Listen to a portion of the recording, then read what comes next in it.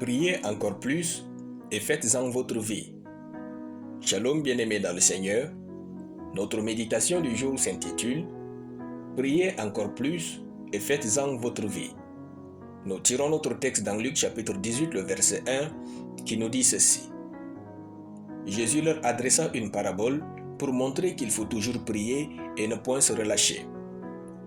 Alléluia. Si vous avez connu assez de pertes, priez. Si vous avez eu assez de bénéfices, priez. Vous êtes découragé, priez. Vous souffrez, alors priez. Vous êtes joyeux, louez Dieu et priez. Vous êtes sur le point de prendre une grande décision, priez. Vous êtes sur le point de faire quelque chose de grand, priez. Peu importe ce qui se passe dans votre vie, priez. Il faut avoir une vie de prière efficace pour vivre une vie chrétienne victorieuse. La vie de prière est un bien commun pour nous, enfants de Dieu. La vie de prière est une vie où la prière devient notre vie. C'est-à-dire, la prière est une pratique consistante et régulière chez nous. La prière doit être notre style de vie, car pour vivre une vie épanouie dans ce monde, Dieu doit intervenir dans nos affaires.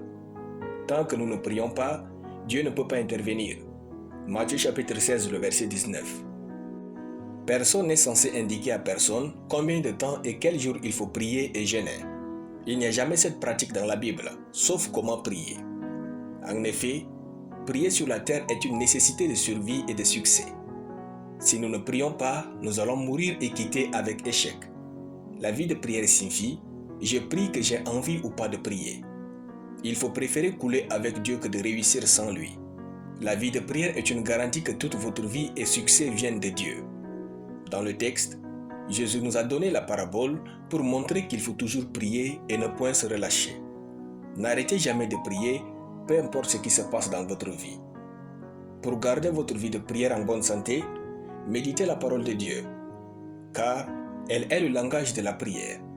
Suivez constamment des prédications ointes de la parole de Dieu, car les prédications ointes de la parole de Dieu édifient l'homme intérieur et poussent à la prière.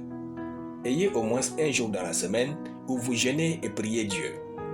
Le jeûne est un exercice spirituel puissant qui rafraîchit votre foi en Dieu et permet une libération de l'onction sur vous. Ayez des partenaires de prière avec lesquels vous priez régulièrement dans la semaine ou appartenez à un groupe de prière. Car seul vous irez vite dans la vie, avec les autres vous irez loin. Enfin, adoptez une vie de prière planifiée et organisée. Car la prière ordonnée engendre des résultats énormes. Alléluia. Nous allons prier. Merci Seigneur pour ta puissance qui souffle maintenant sur ma vie de prière au nom de Jésus.